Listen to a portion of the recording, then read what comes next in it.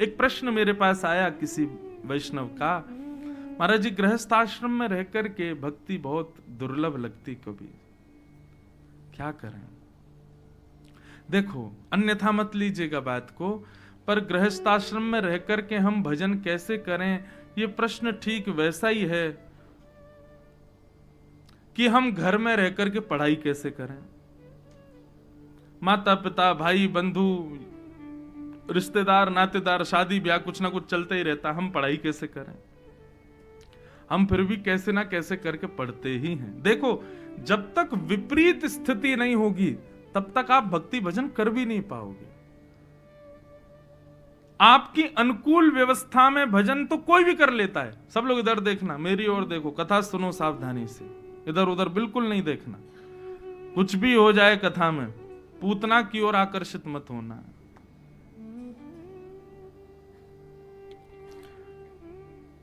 अनुकूल स्थिति में तो भजन कोई भी कर लेता है, अनुकूल स्थिति में तो क्रियाएं कोई भी कर लेता है, लेकिन श्रेष्ठ वही माना जाता है जो प्रतिकूल स्थिति में करके दिखाए। हवा चल रही है उसी तरफ, नदी भी बह रही है उसी तरफ, तो नाव नहीं भी चलाओगे तो अपने आप चल जाएगी। लेकिन नाव तो तब चालक मानो जब विपरीत हवा चल रही हो और नदी भी विपरीत चल हो, तब आपको नाव चलानी हो, तब आप नावक माने जाओगे ना। जय हो।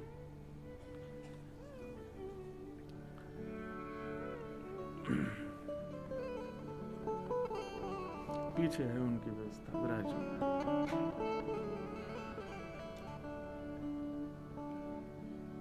महामहिम उड़ीसा के राज्यपाल पधार रहे हैं थोड़ी देर में, तो वो आकर के चुपचाप अपने स्थान पर तब विराजेंगे जब आप चुपचाप कथा सुनोगे। आप लोग बस विचलित और वो सब नहीं होना, बस आके तुरंत बैठ जाएं चुपचाप, उनको भी लगे कि देखो क्या पिन ड्रॉप साइलेंस, कितनी बढ़िया कथा चल रही है? तो इसलिए एकाग्र चित्त बैठिएगा, किसी की तरफ आकर्षित मत होइएगा, बाकी तो समय बताएगा क्या होगा। सब लोग सावधानी से सुनो, हम क्या बता रहे थे, क्या कह रहा था मैं? अब यही तो मैं तुरंत भूल जाता हूं, क्योंकि कड़ी चल रही होती है और धार बीच में आके कोई यूं कर जाए तो फिर कैसे सीधी जावे।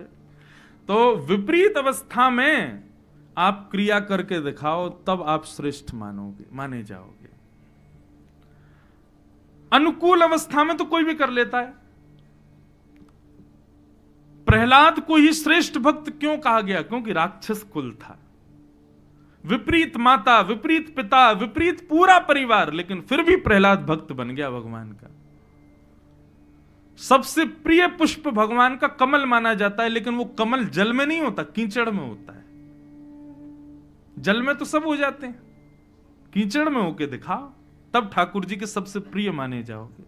तो एक प्रकार से बंधुओं, गृहस्थ आश्रम में भजन करना ये विपरीत अवस्था में, विपरीत दिशा में नाव चलाने जैसा है।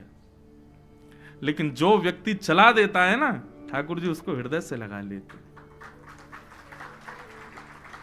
नारद जी ने भगवान से पूछा, बोले प्रभु आपको सन्यासी ज्यादा अच्छे लगते हैं कि गृहस्थ भक्त अच्छे लगते हैं? तो भगवान मुस्कुरा के बोले हमको गृहस्थ भक्त अच्छे लगते हैं। तो नारद जी बोले तो फिर हमको भी ब्याह व्याह कर लेना चाहिए, हम काहे को बाबा जी बने घूम रहे हैं? ठाकुर जी यहां हमने परिवार छोड़ दिया, माता पिता पत्नी सब छोड़ दी, और आपको अभी भी वो पसंद है जो पत्नी बच्चों को हृदय से लगा के बैठे। ठाकुर जी बोले देखो तुमने सबको छोड़ दिया मेरे लिए, लेकिन वो सबके संग रहते भी मुझे नहीं छोड़ रहा है, इसलिए वो मुझे बहुत प्रिय है। वो पत्नी का भी ध्यान रख रहा है, बच्चों का भी ध्यान रख रहा है, परिवार में कोई बिखरे ना उसका भी समय, उसको भी समय दे रहा है, और चिंताएं इतनी बनी रहती हैं, उसके बावजूद भी वो मेरे सामने आ जाता है। वो मेरे से प्रीति कम नहीं करता, मेरे प्रति उसकी प्रीति कम नहीं होती, इसलिए वो मुझे अति प्रिय है।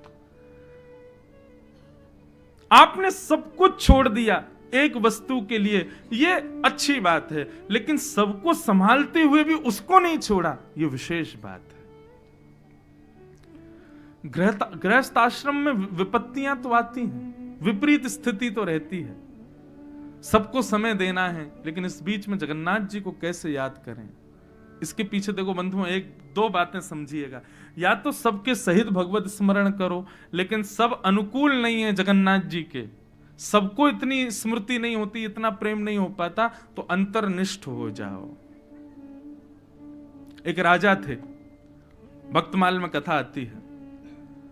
उनकी पत्नी बहुत कथा सुनती थी, बहुत भजन करती थी, बहुत तीर्थ यात्रा, लेकिन राजा कुछ नहीं करते थे। अपनी पत्नी से बोलते थे कुछ भी करो लेकिन मेरे को कथा वथा सुनने के लिए मत बोलना। सब लोग धीरे आगे, नीचे वाले आगे खिसक के आओ, थोड़े थोड़े आगे आ जाओ, हाँ ऐसे ही आ जाओ, सुनते सुनते आ जाओ।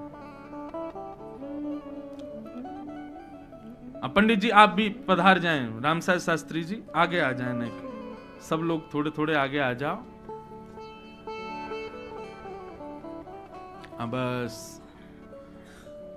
खूब सीमित स्थान पीछे दे दीजिए और जितने भी व्यवस्था कर्मी हैं वो धीरे धीरे बिना किसी को डिस्टर्ब किए व्यवस्था कर लें और कथा चलने दें। तो एक अंतर्निष्ठ राजा थे, पत्नी बहुत भजन करती थी, कथा सुनती थी, तीर्थ यात्रा जाती थी, सब करती थी, लेकिन राजा कुछ नहीं करते थे।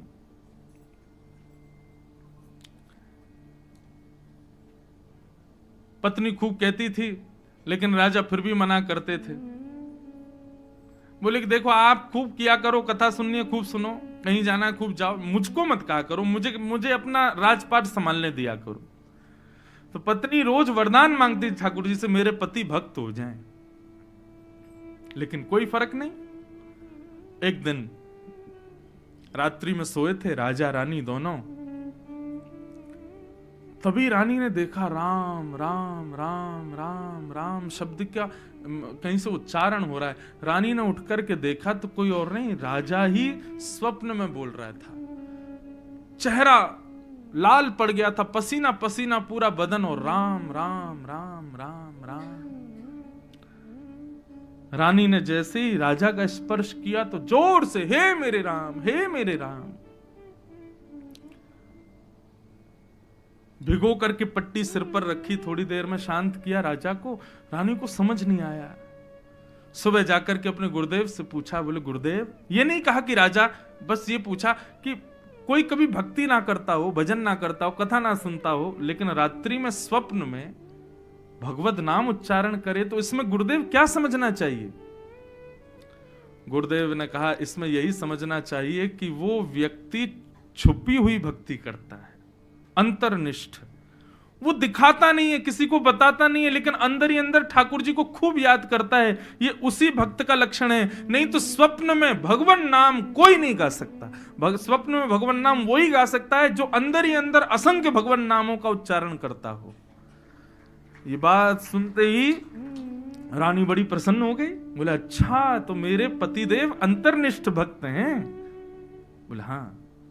लौट करके गई, पूरा महल सजाया, भवन सजाया, अपना कक्ष सजाया। आज जैसे ही राजा अपने राजपाट से वापस आए, देवी इतनी सजावट क्यों कर रही हो आज? बोले क्योंकि आपकी पोल खुल गई है।